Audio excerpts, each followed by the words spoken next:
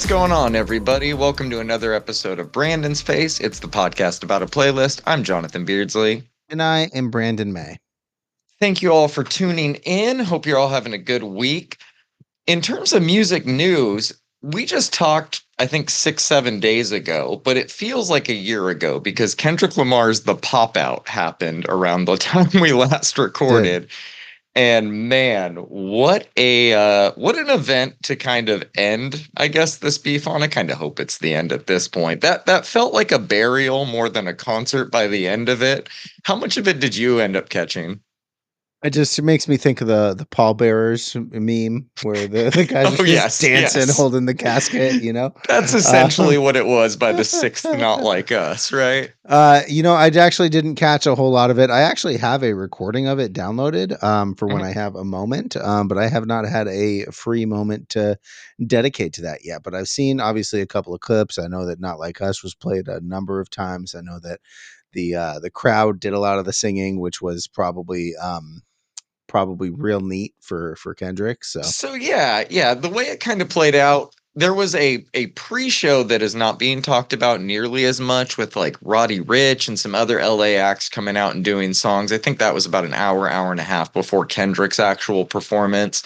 Kendrick came on, he opened up with Euphoria, which was very cool to hear live, not even just for the diss track part of it, but for the breath control in that song. Hearing him do that live was really cool. He actually ended up going through a bunch of old TDE stuff.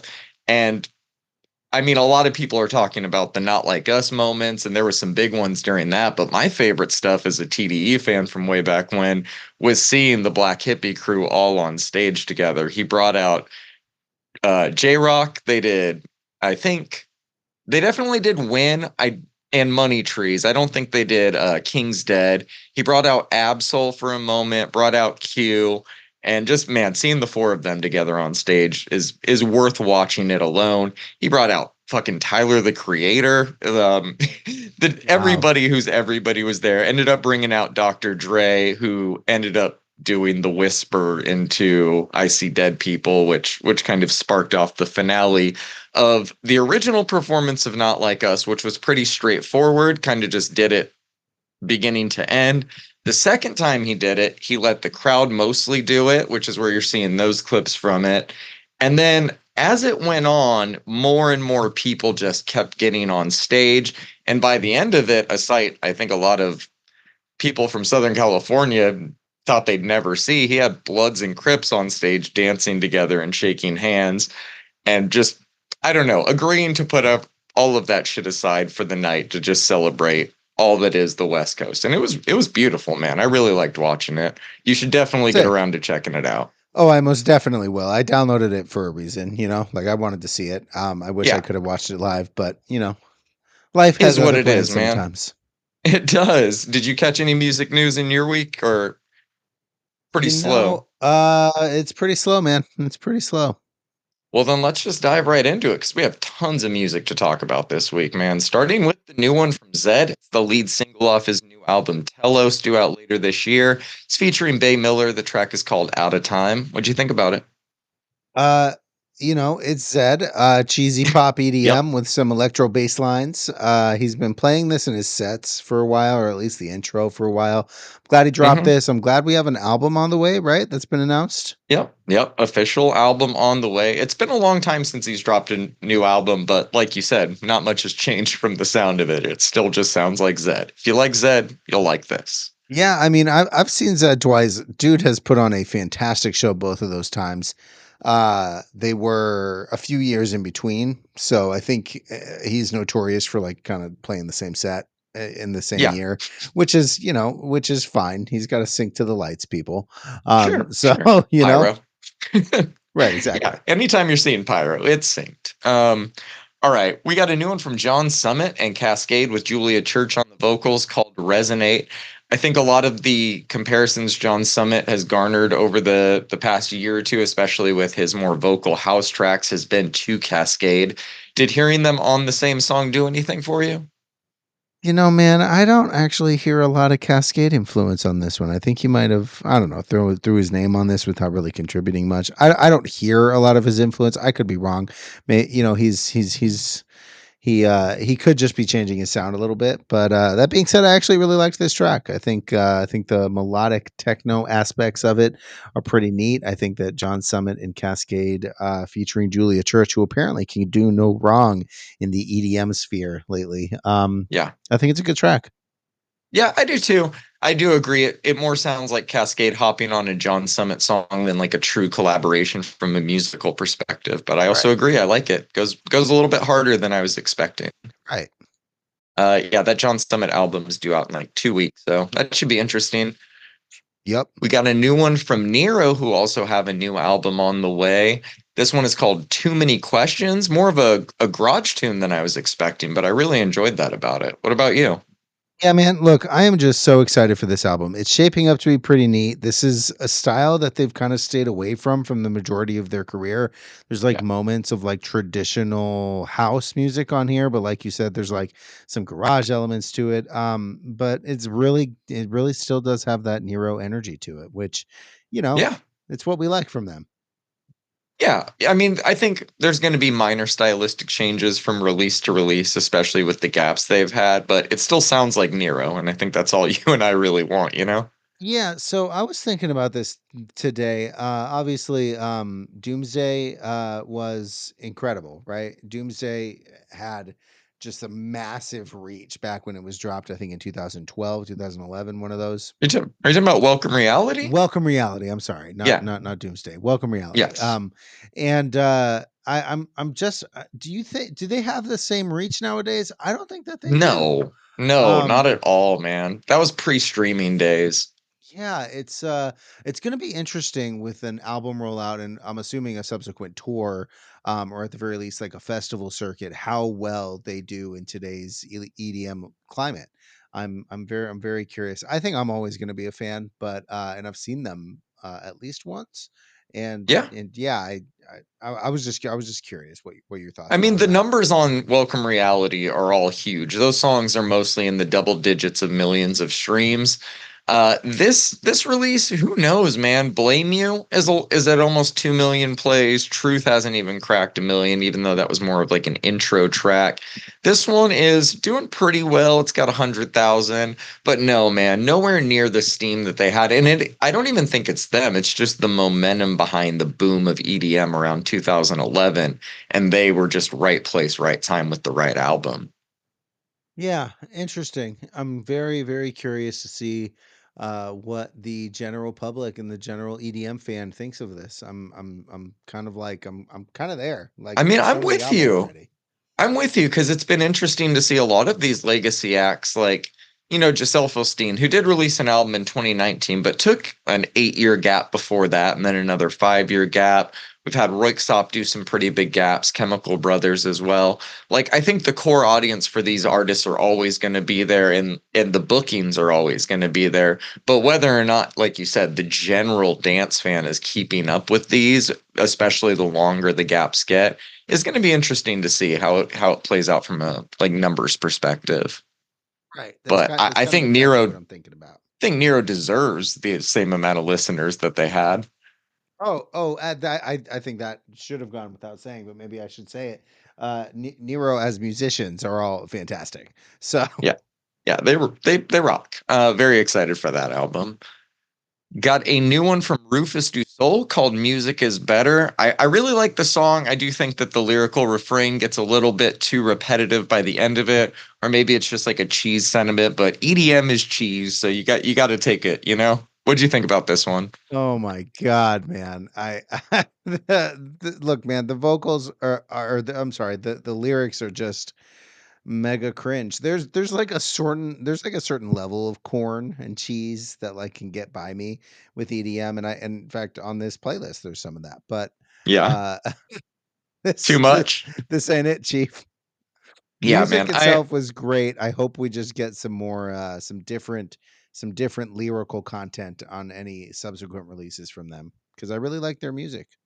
It's going to be tough to top like On My Knees from Surrender in terms of their more recent output. Musically, I did think that this was good. I just think the lyrics kind of killed it, but is True, what it true, is, true, true. man. Still support Rufus. All right, we got a new one from Rodriguez Jr., an artist we will always support as well. It's called Twilight Language. I already know you're a fan of this, man, but what'd you think about it? Rodriguez Jr. just continues to impress. This is actually named after and inspired by the Twilight language art car that apparently exists in Burning Man every year, Rodriguez Jr. has played at a number of times. And I think Ooh, that's really neat. man, that was that ever on your bucket list, Burning Man? No, I'm not that guy. Me either. And you and I were both huge festival people. And while like some of the biggest or even the more niche EDM artists that we like tend to find their way out there for these sets that you can really only see out there, I've never had the FOMO or desire to go. And I think it's interesting you haven't either.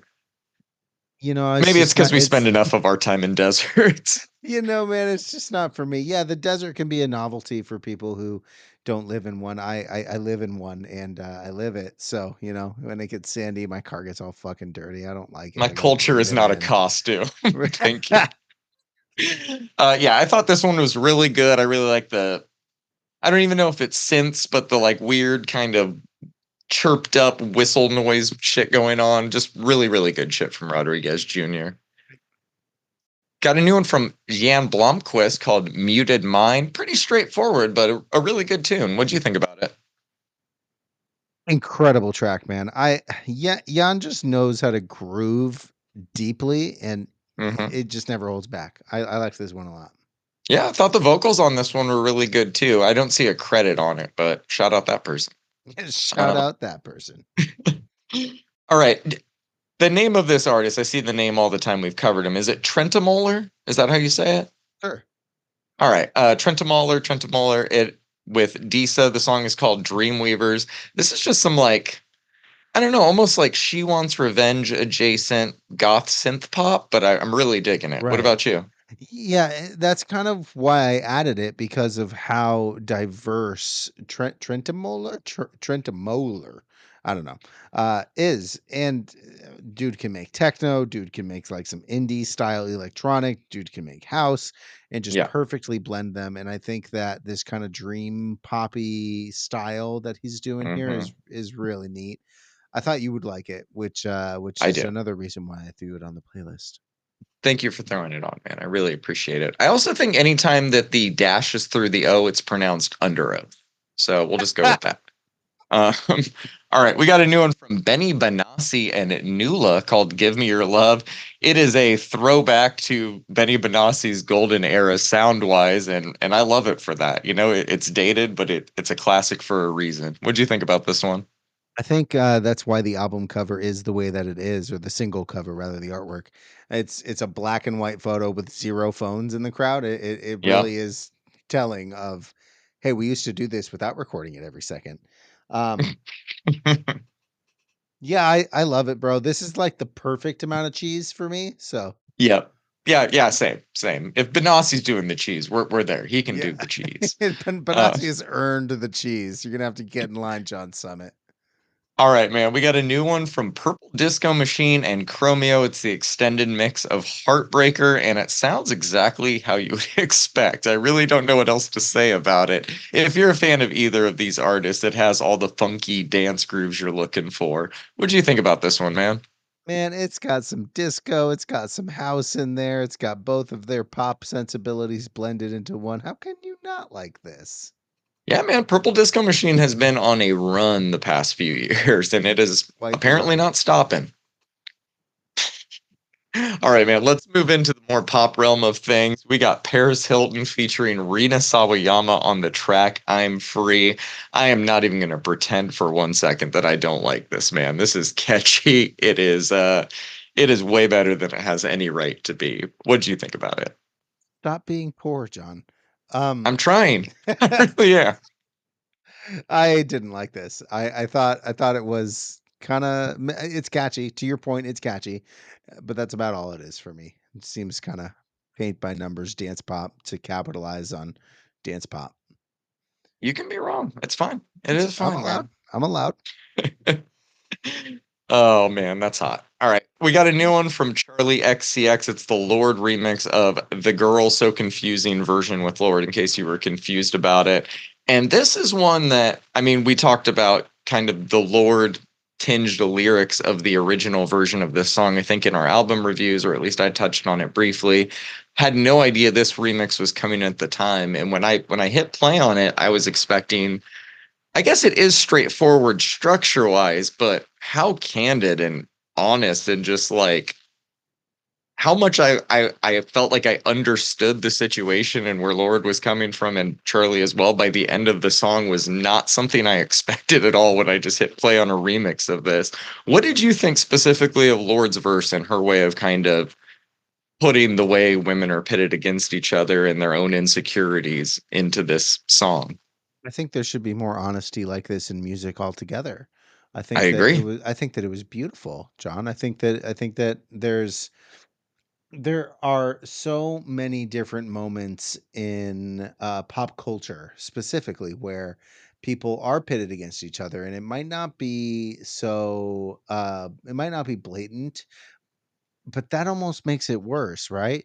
Hmm. And so to hear both of these pop stars singing kind of like about each other and about the public talking about both of them in the same breath without really knowing either of them is, like you said, extremely candid and vulnerable. Like, it really is vulnerable, and I like this a lot, man.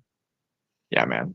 This was great. I do think, even though we've gotten a deluxe edition and a few remixes, I do think there's a few more remixes. There's a rumor of a Caroline Polachek remix of one of the songs coming out, as well as a Shy Girl remix of 365. So Say less. the Brat era is not over. All right. Moving on to these two new tracks from New Jeans. It is Supernatural and Right Now. These two were announced a while back, around the same time as the last singles, but they kind of spaced it out. They are actually in the middle of their first like fan expo, in which you think kind of when you think fan expo, I think like small Comic Con, at least that's what's in my head. They sold out the Tokyo Dome for their first fan expo. It's also a Incredible. concert. They're performing all of these. But as far as New Jeans music goes, Supernatural is just not one of my favorite songs, man. It's just a little too 80s. The stabs in the instrumental aren't working for me, but I do really think their vocals are great as always. Right Now, on the other hand, I think is just another New Jeans banger, man. It's so breezy. I like the light garage drum and bass feel to it. I think the verses are good. They also got some more like up and coming R&B artists to work on the writing on these, and I think it shines, man. What did you think about these two? I think they're both bops. That's fair, man. I think New Jeans are the next big thing, like I said the last time. I think they're the current big thing. I think the only thing that can hold them back now is if they're going to have to take a break because of their age, or like one of them has a microfracture in their foot that they're getting over right now. Only those things are really going to hold them back because Right. musically and momentum wise, there's no stopping them right now. It's just hit after hit after hit. Yes, sir. Uh, I did catch a little of their like fan expo thing. They performed all the new songs as expected, but they're all also performing solo songs right now. So maybe we have that coming. Rina Sawayama actually came out during one of their performances at it and did a verse. So I'm sure Rina we're going to be hearing Sawayama. more from Yes, we will be S- hearing more from New Jeans soon. So hot right now. She's everywhere, man. She's so Julia. All right, we got a new one from Callie Uchis called Never Be Yours. You already know I am fucking stoked on this. She announced kind of back when Orchidas came out and the baby was announced or born that she has another album ready to go. I think that this is the first taste of that. Pretty sure considering this is more English language and Orchidas was more Latin based. No matter what language she's singing, man, it's fucking great. Hello Kitty, why the long face is just already an iconic Caliuchis line. I love everything about this one, man. What about you? Yeah, I was curious because it's such a different style than the album that she dropped this year. Hmm. You had mentioned that she had it back when we did the review that she had said that she had another album worth of stuff to release, and I think that that's really fucking cool, man. The song is great, as is tradition for Cali. Yeah, yeah, it sounds like she wants to release it too. This is just, will the label let her release another album before ever even touring or really promoting the last one? Because she was kind of on maternity leave, as she should have been. Also, didn't she just go on tour with Tyler last year? Yeah, that was 2 years ago now, but yes, she did. And then she ended up going on a little bit of a solo extended tour, her first one doing arenas, in which all of them sold out. So it's going to be interesting when she like kind of re-enters and is fully active again, both physically and lyrically and like vocally, where she'll be at like popularity wise. Because as of recording this, she is number 134 in the world with 31 million monthly listeners, which is fucking Good for huge. her. Good for Kali Uchis. Staying in the Latin pop realm of things, we got a new one from Carol G, another artist who just does not miss, man. This one was just, I don't know, it's quality as expected, as always with her, right? I love the way she arranges music, and this track is no Hmm. exception to that. Incredible bop. Yeah, and it's Latin, but I feel like all of her music has a very broad global appeal. You definitely don't need to be Latin to enjoy it, or even need to have a vague understanding of it. It's just something you can throw on and enjoy in any time. Totally agree. All right. We got the Brandy and Monica remix of The Boy Is Mine featuring Ariana Grande. I thought this was really good. I do like the minor instrumental reworks. I do think it's very dystopian as an idea to reinterpret a song and sample these two and then have them come back on the remix after it. I A little bit of information that has come out after this remix is that I guess Brandy and Monica were not really on speaking terms like for some time now, and I think Ariana kind of putting this remix together got them to bury the hatchet again, which is awesome because they all sound really good on this. What do you think about it? From licking donuts to reuniting R&B stars, Ariana Grande can do a lot of things. This song is good. It's incredible, like you said, that she got both Brandy and Monica for this one. Yep. I think all three of them crushed, bro. Yeah, I agree. I wish there was like a little bit more remixing to the beat at times, but what there is very good. All right, man, it's my song of the week. It's a new one from They, Diamonds and Pearls. I've been waiting like 7 months for them to release this since they first started teasing it on social media. I had only heard the hook. I think the verses are just as good. The beat's one of those like 90s creeper R&B things that you know I'm obsessed with, man. They did it again. They fucking did it again. This is fantastic. What'd you think about it? It's funny. My notes are they can get it. Yep. Yeah, man. This it's great. It's great. It's hard to it's really hard. For me, it's kind of hard to put into words why it's great, but I really enjoyed this track. Yeah, yeah, I feel like that it's always been funny with you and their music just because every time you're like, I really like it, but I don't know why I like it more than Right. other R&B, and I could not tell you what it is, but I like it. It's the way that it is, man. Yeah, that's all it needs to be, man. I'm just glad that you do like it. New one from Black, Fuck the Rap Game. There's R&B elements to it, but this is a pretty much straight up rap track where I think he's mostly venting about not being taken seriously as a rapper and that it doesn't fucking matter what we categorize him as because he's getting the same money regardless, yada, yada, yada. Whatever it's about, it sounds great. So I'm on board. What do you think about this one? I didn't like this one as much as I liked when Ooh, he okay. stays in the lane that he was for his last couple albums. I think that I like where he was on those last couple albums more than I like this style.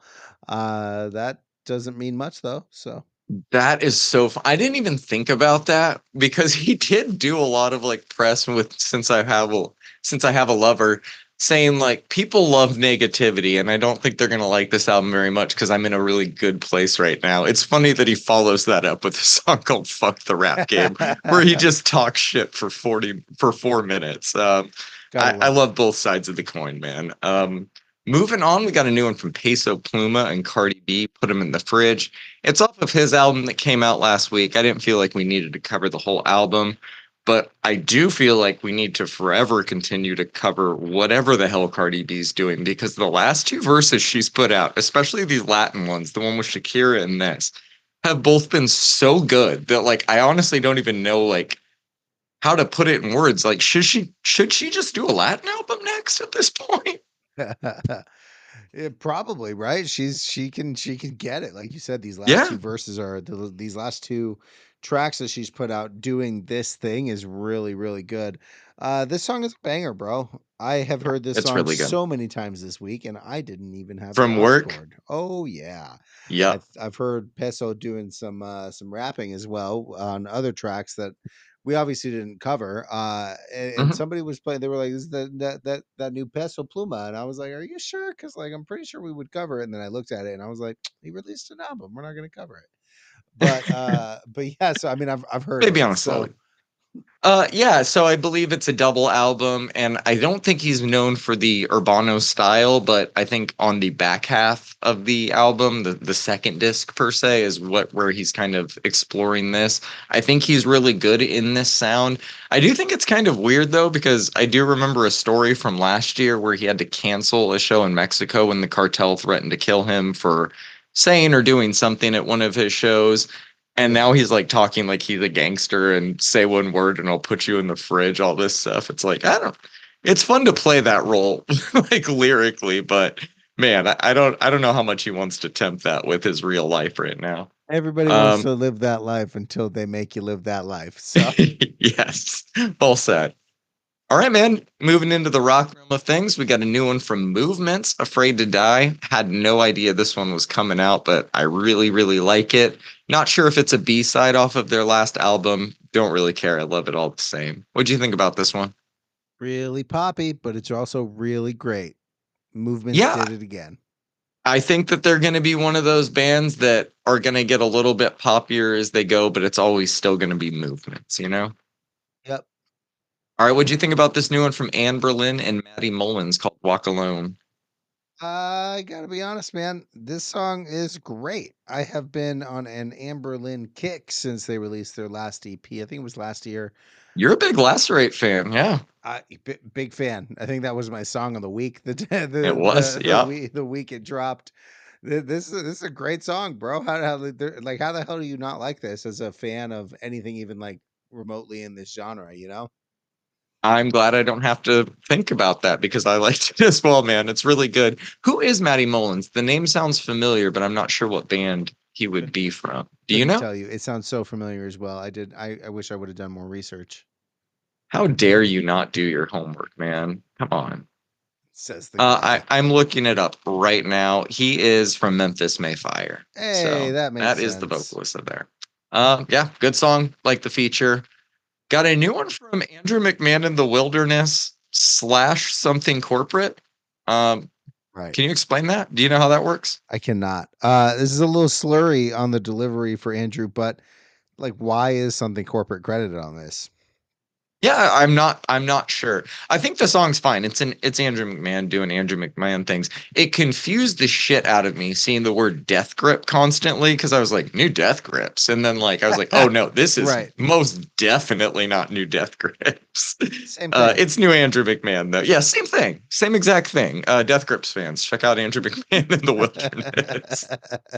Oh God, I You, shouldn't have said that. He's gonna so have people like grating cheese in the pit and shit. you're welcome, Andrew McMahon. Yeah, I do you think we'll get new something corporate music? I think they're playing When We Were Young this year, right? Yeah, I do. I do. I think this is the start of it. Yeah. I just don't know why both would be maybe because I don't know. I don't know. Money and bands and corporations that make these things up are Yeah. interesting, but I did like this song. So there is that. And the cover artwork is really great. Big I'm a gigantic fan of Andrew McMahon's. I'm like I Do have you his think book, that so like I can't be biased. do you think no matter what project of his you're seeing live in the wilderness or something corporate, he should be like legally mandated to play everything in transit start to finish every time he's on stage, right? Right? Like we Every can't time I have seen him, I've seen him in Jack's Mannequin and I've seen him in the wilderness. I have not seen something corporate, but every single neither have time I I. have seen him, I've seen him twice. He has played Dark Blue, which Yep. I think he knows. You know what I mean? Yep. Have you ever been alone in a crowded room? I have. I I have. will say that his Coachella set was seared. It's forever going to be seared into my memory. He brought one of I was those. Do you there. remember? Yeah. Oh, were you? Were we together? Yes. I The think we the were. the what is it? The parachute from PE class. He Hmm. brought out into the crowd forever. Just an incredible Coachella moment, man. Man, back when bands like Coheed and Jack's Mannequin used to be on main stage. Right, How exactly, times have exactly. changed. All right, one more Man. single this week. It's from Post Malone and Blake Shelton. This song is straight up ass. It's terrible, but I mostly hate how much I don't hate it. Right. It's just one of those, man, I guess. Yeah. I will also admit F1 Trillion is a very funny album title. I'm not expecting to like the album much more than this though. What do you think about this one? Why do I love country Post Malone? Why do I love it, John? I love it, and I can't stop myself. I can't lie to myself, man. I can lie to the people, but I won't. Oh man, please don't lie. Don't hide who you are, man. Be proud of it. Never.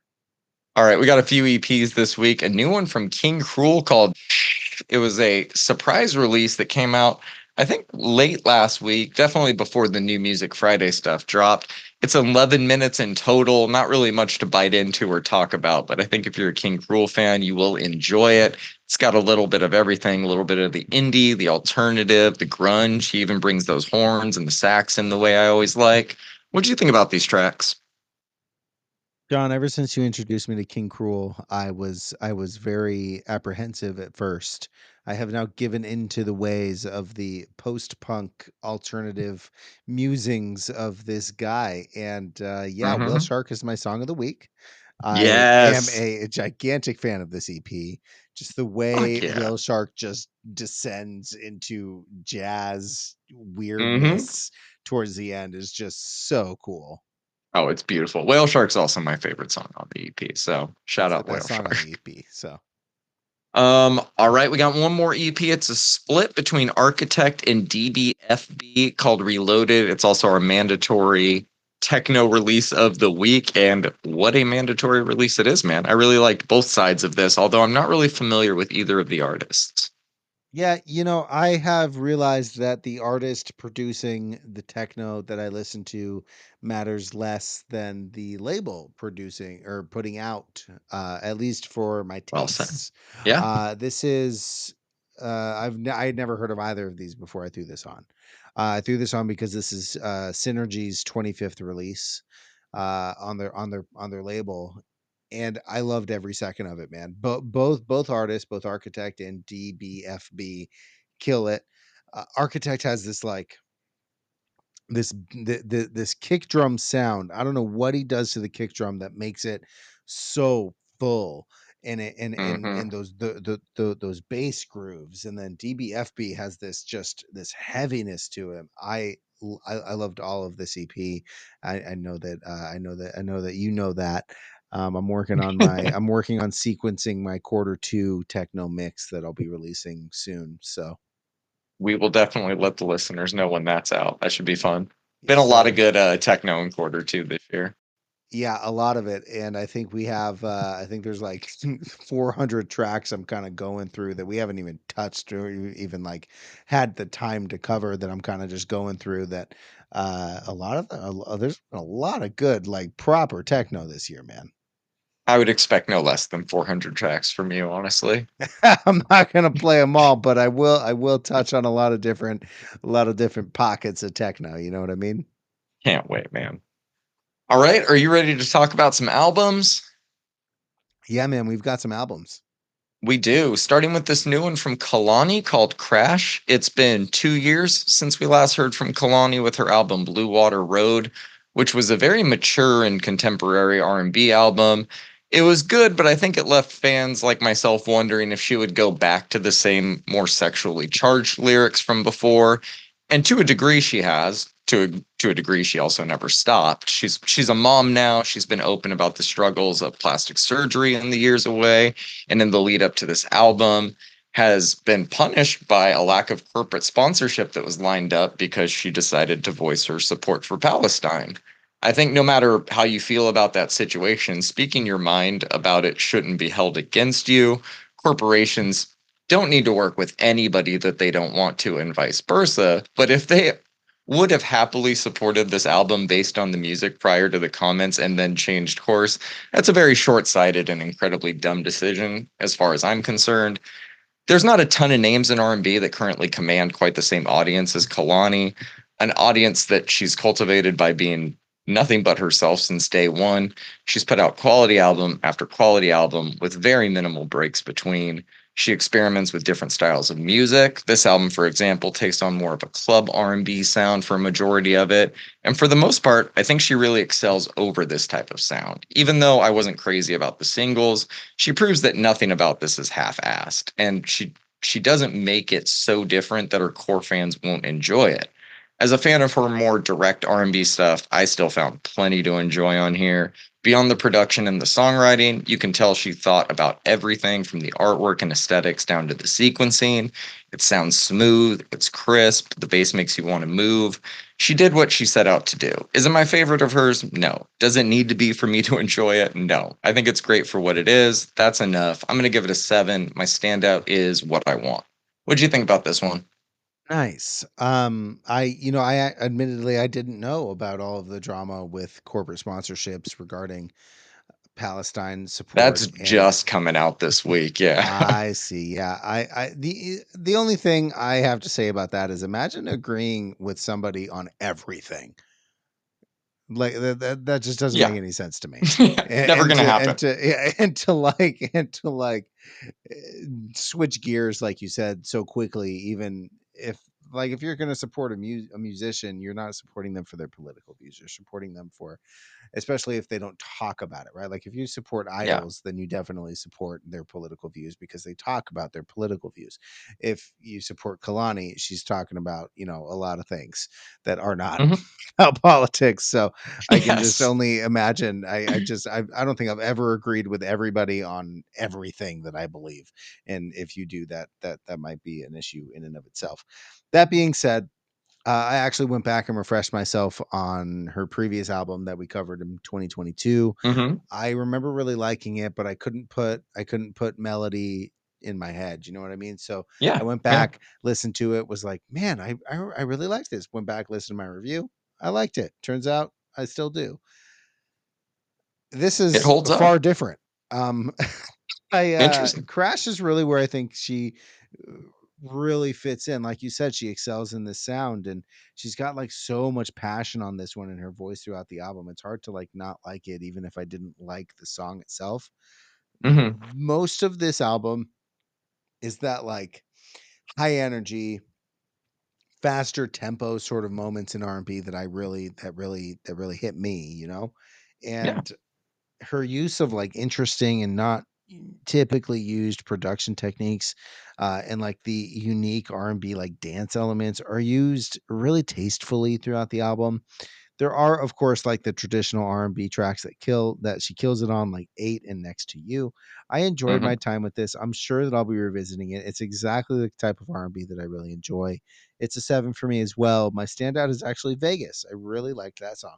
Nice. Nice. Man, I'm glad you enjoyed it as well. I think I've seen nothing but people really enjoy it. I've seen very little negative reception to it. So hopefully it stays on that course. It's a solid album. And I think it is one of those ones that there's so much going on now. We got, fucking debates starting up. We got The Bear season 3 up on Hulu now. There's a lot going on in the world. I think people will find their way to this album as time goes on. Right. All right, man. Talk to me about this new one from The Used called MEDZ. Right, John. So going into this, I was obviously a little apprehensive due to the fact that toxic positivity was, well, I really didn't like it, John. Uh, the I fact know that that. these are B-sides is interesting because I actually liked the majority of these tracks quite a bit more than I like toxic positivity. There's like a lot of pop on here. I don't mind when post-hardcore bands go more pop because there's pop like inherently in the genre itself. Silverstein does it. In fact, The Used kind of did that a long time ago. I mean, they even had Pretty Handsome Awkward and Guitar Hero. How do you get more poppy than that? And I've always enjoyed how much of an ear they had for like catchy melodies as well. I don't mind their poppier moments on this album either. probably because most of them are kind of bookended by the heavier moments that I love the Used for. Shining example of that is "Fuck You." The song is great. This should have been on the album, man. We got It some was a like lead up single. it was right. Yeah. It just didn't make the album. For same with People Are So Vomit. fucking Neither of those weird, made the man. album. Yeah. Right. And People Are Vomit is like the song. So look, man, we've got some classic Burt isms. You know how he does a thing that he does. Yep. We've got some sick fucking riffs, some screamy, some really great drum parts. There honestly are not a whole lot of moments on this one that even feel like B-sides. If anything, they sound like B-sides from Heartwork, which is an album I very much enjoyed. At just 29 minutes, I'm not mad at it, bro. It's far better than Toxic Positivity. I'm glad we got these. I think I gave Toxic Positivity a 4. This one's an easy 7 for me, man. I really enjoyed the majority of these songs. People Are Vomit is the song.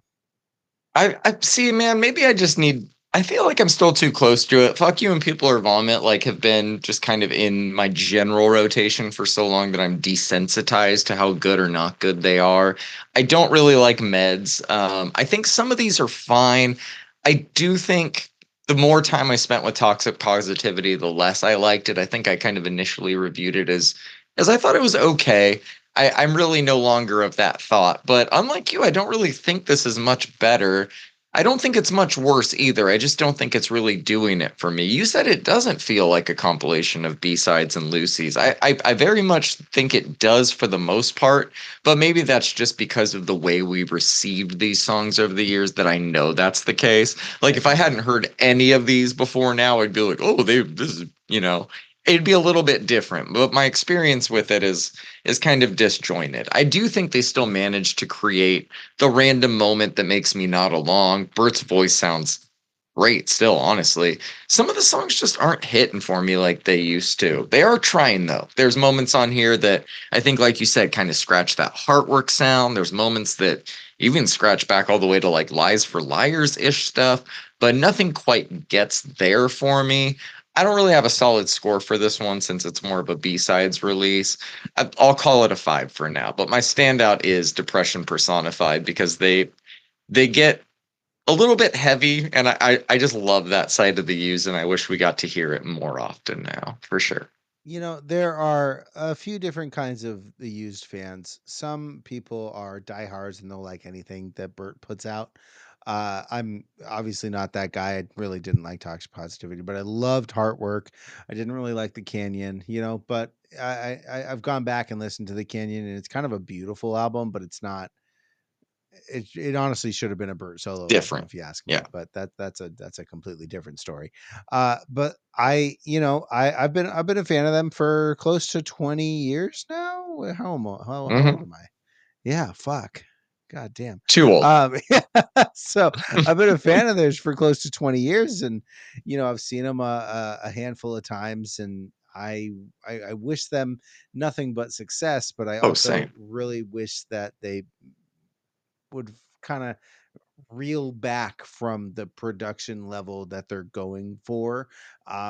I think it's probably tough to be in their spot because bands like Silverstein, they put out A Beautiful Place to Drown that absolutely crushed numbers wise for their genre. Of course, not they're Sure. not pop stars. And then they put out Misery Made Me that got rave reviews across across many critics, me included. I'm pretty sure I gave that album a 10. Um, and so you have bands like even like Bring Me the Horizon, who do pop and do it well and get people to stay on their side. And then unfortunately there might be some moments on the Used albums that just aren't for me, and I it's kind of a bummer, but at the same time I did like these. I will touch on what you said. It doesn't necessarily feel like an album. These just don't feel like they should be B-sides. They should have fit That's fair. into an album somewhere, because you're right. None of these are really cohesive in an album kind of format, right? Like if you put Buried Myself Alive on Enemy of Death, Thematically, no, yeah. exactly, it wouldn't fit. So it's one of those things where I feel like these should have been on an album somewhere. The fact that both People Are Vomit and Fuck You were not, and even as they were singles, is baffling to me. But maybe that was a label choice and not theirs. Yeah.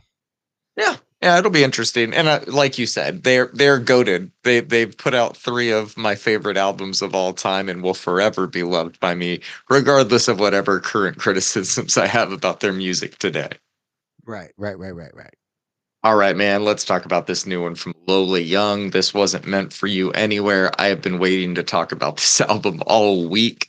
We missed the initial release of her last album when it came out last year. I ended up putting her song Don't Hate Me on our best of pop playlist. We finally talked about that album earlier this year on a slow week, and we both enjoyed it. We've also talked about all of the singles that she's put out since, of which there were many. The rollout was great, but almost desensitized me to how great the songs were because we were getting so many of them and so often. But now that I've heard this project in full multiple times a day, I can confidently say there's no misses on here for me.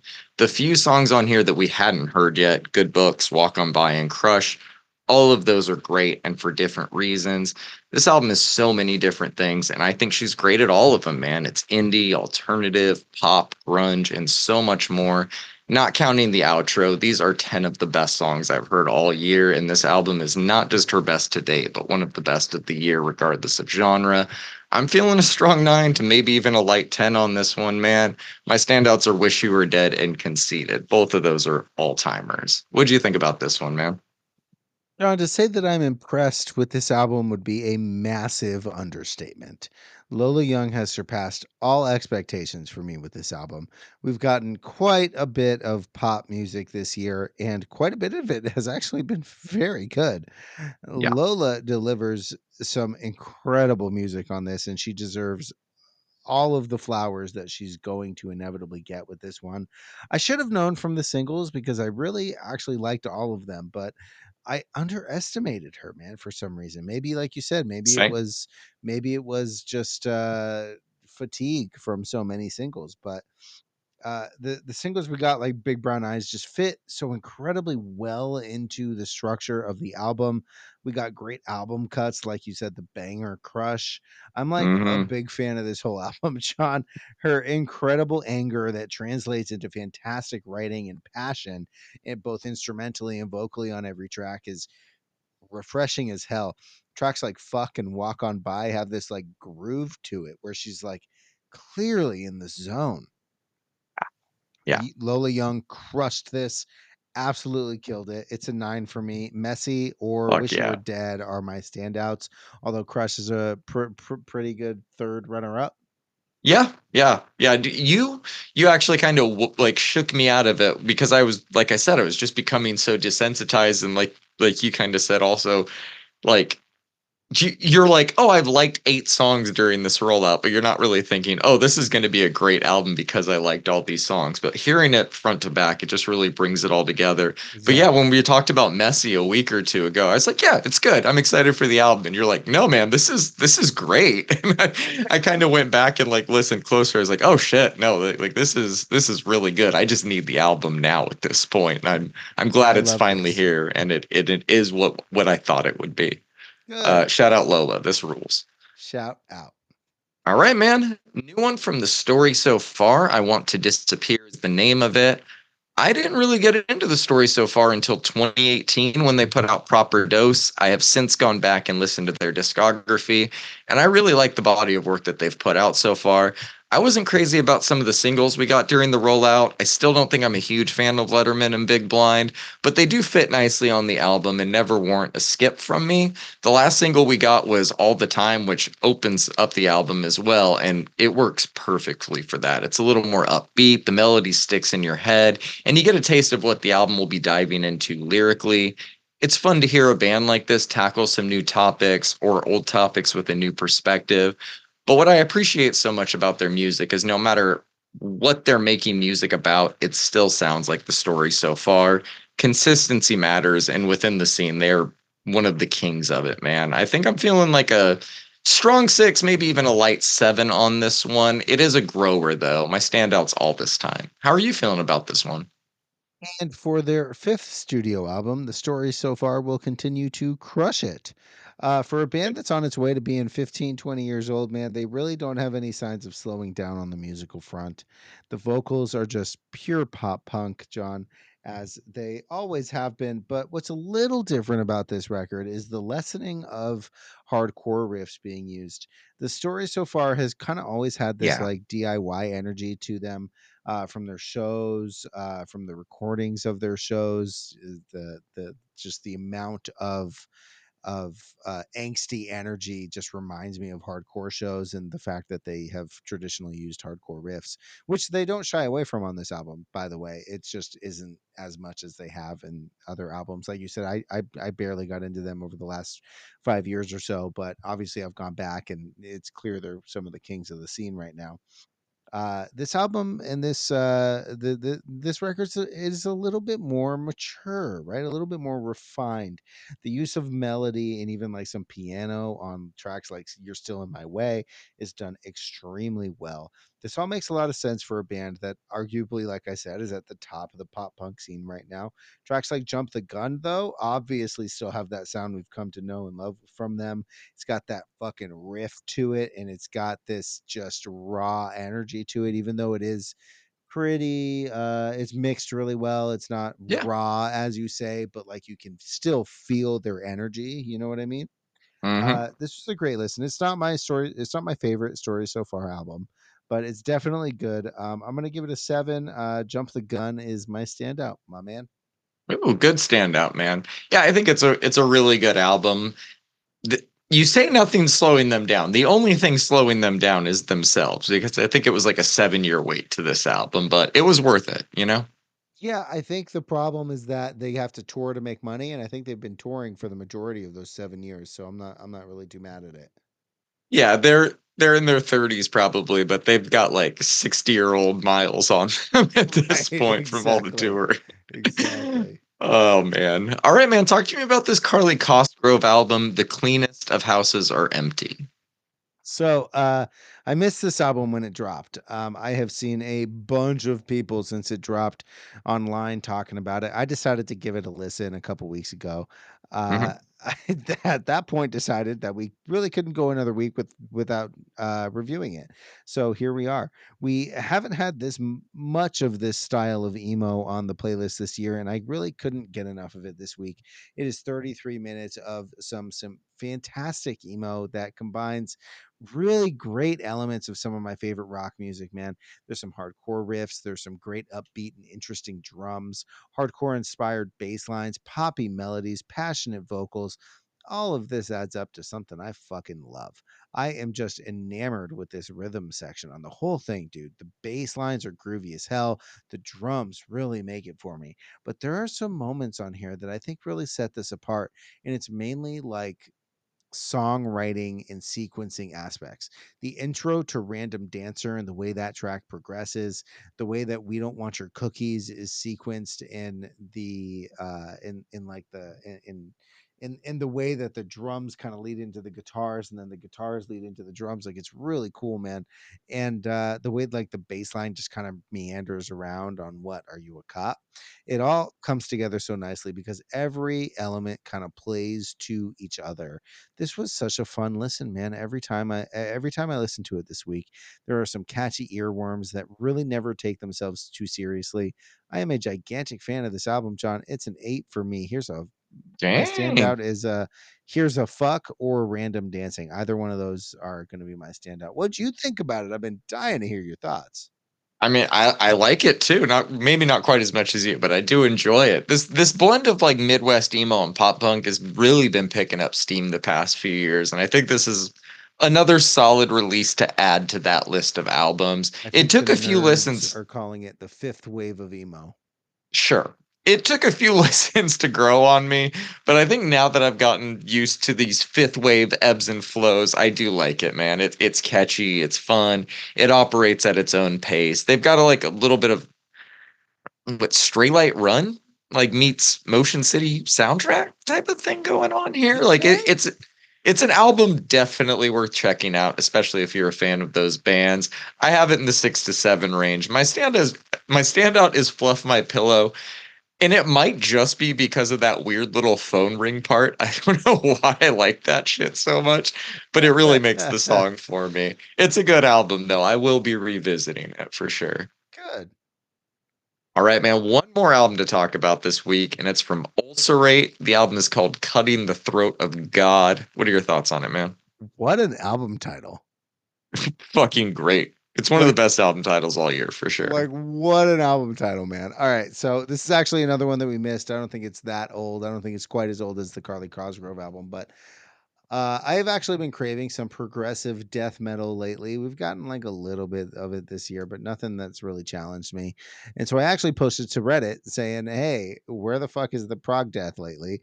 And this album came up over and over and over and over again on that thread. And I admittedly have not heard much from this band. So I decided we're going to review it. It is a doozy, John, because Hmm. it is extremely dense. With no track under 7 minutes, I knew this was going to be a challenge. And I'll be completely honest, this is not a passive listen, at least not like a good passive listen. I tried like a few times and it really just doesn't go so well. The tempo changes and the way the drums are the way that they are make it so that you like have to pay attention to it. I love that in an album. I had some time constraints this week, so it was kind of annoying. But I knew that I had to actually sit down and commit the hour to the headphones for the first real listen. Once I did though, there was no looking back, man. This album is full of doom, death, groove, and above all else, complexity. This is this must be an absolute bitch to play live. I'm dying to know how they do it. Tracks like Further Opening the Wounds are just so incredibly dense, man. There are blast beats, there's doom riffs, there's complex tapping, there's tremolo picking, there's melodies that don't connect with each other until like 4 minutes in. It is wild stuff, John, and pretty much exactly what I've been craving. I haven't even like fully digested this album. Honestly, I'm pretty unsure of really how to rate something like this. So my rating might change later as I need more time with it. But with the time that I had with it and the three like full listens I gave it, I still don't even think I digested it, but I fucking love it, man. It's got everything I like in a prog death album and more. Maybe the only thing that's missing is like some saxophone. It's an eight Yeah. for me. Standout is probably Transfiguration in and Out of Worlds, but that there really isn't a bad song on here if you give each and everyone its own moment to breathe. I know that this was a challenging release. What'd you think about it, John? It wasn't challenging at all for me because I have so much free time, Brandon, and I love this album. Yes. This is just, it's one hell of a Death Prog album, man. Everything about it fucking rips. I love how well they balance both sides of their sound, or all four sides of their sound. The vocals are distinct and consistent. The instrumental sections are fucking mesmerizing. I don't have much more to say about it than that because, like you said, this is the type of album that's going to take kind of weeks of listening to really fully comprehend. But I know I fucking love it. I don't need to listen to it anymore to know that. It's best other people just listen to it if they're interested. I agree with you, man. It's an easy eight for now. I could easily see that going up. My standout could be any of these, but I'm going to go The Dawn is Hollow if I'm picking one, man. There's It's a some good one. moments in there specifically where every time I was just like, even when I'm actively listening, it's like you got to lean forward in your chair a little Right. bit for that part, you know? Right. Yeah, man. I surprisingly, I really loved this one. It was great. Man, we've gotten a lot of really good metal this year, and this one kind of kept me on the edge of my seat. Yeah, dude. It did that for me as well.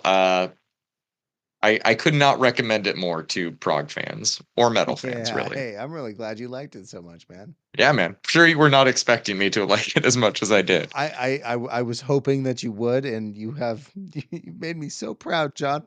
Made me so proud. We are going to have a metal album next week, or one dropping tonight. 200 Stab Wounds is dropping a new album if you're Yeah, interested in buddy. covering that one. On top of that, we got new albums dropping from Megan Thee Stallion, Omar Apollo, Lucky Day, Lupe Fiasco. It's going to be a fun episode next week. Everybody should check it out. We will be back probably next Wednesday, Thursday, if everything goes according to plan. Make sure you like and follow wherever you get your podcasts. You can find us on social media. Just search Brandon's Face Pod. We're on Instagram and Reddit. But most importantly, follow along with the playlist that the podcast is based on. You can find the link to that in the show notes. There might have been some weird appearance with it on some platforms last week. We apologize if that was the case. We're going to try and make sure it all looks good this week. We'll see you next time. Peace.